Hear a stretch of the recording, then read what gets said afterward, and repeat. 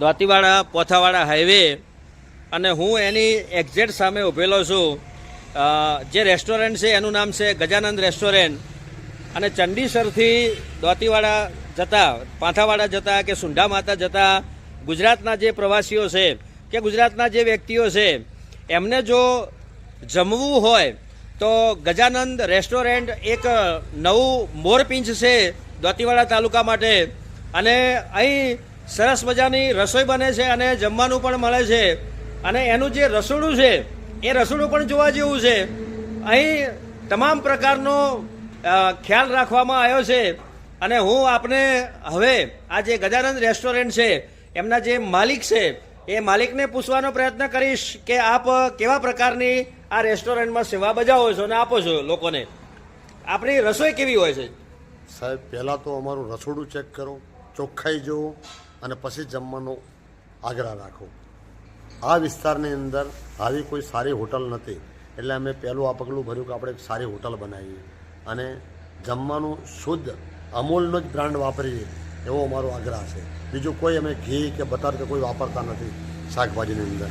અને રોજે રોજે અમારા ખેતરની શાકભાજી છે, ખેતરમાંથી શાકભાજી લાવીએ છીએ. મેથી છે, ગાજર છે, મૂળા છે, કચુંબરમાં જે આપીએ છીએ પ્યાજ અમારો ખેતરનું જ છે, બજારથી અમે નથી લાવતા.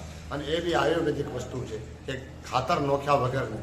આપણા જે ગુજરાતના રાજ્યપાલશ્રીએ જે આદેશ કર્યો છે કે પ્રાકૃતિક ખેતી જે છોણમાંથી ઉછેર થતો હોય એ જ ખેતી અમે કરીએ છીએ. બટાકા પણ મારા ખેતરમાં વાયેલા છે, આપ જોઈ શકો છો કે બટાકાની અંદર કોઈ ખાતર નોખ્યું નથી, કોઈ મસાલા અમે નોખતા નથી.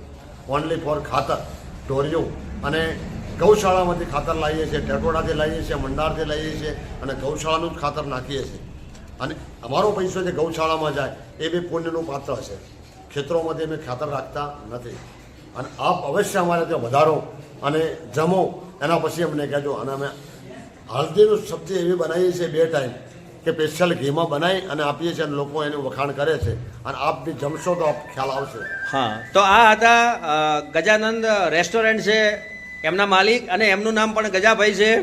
અને તમે જુઓ કે એમણે એવી વાત કરી કે અમે પ્રાકૃતિક જે ખેતી છે, રાજ્યપાલનો જે ઉદ્દેશ છે કે લોકોનું જે આરોગ્ય છે એ ન બગડે એટલે એમના ખેતરમાં જે છાણિયા ખાતરથી જે કંઈ ઉત્પાદન થાય છે એ તમામનો અહીં ઉપયોગ કરવામાં આવે છે. અને લોકોને સાત્વિક ભોજન મળી રહે એવા તમામ પ્રયત્નો કર્યા છે. અને ભગવાન ગજાનંદ પણ અહીં બિરાજમાન છે.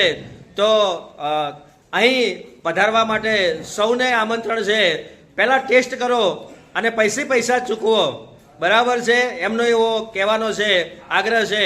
તો ગુજરાતની જે જનતા છે, ગુજરાતના જે લોકો છે, જે પાલનપુરના હોય, ડીસાના હોય કે સમગ્ર બનાસકાંઠાના હોય, જે ખરેખર જમવાના શોખીન માણસો છે એમણે આ રેસ્ટોરન્ટમાં અવશ્ય એક વખત પધારવું જોઈએ.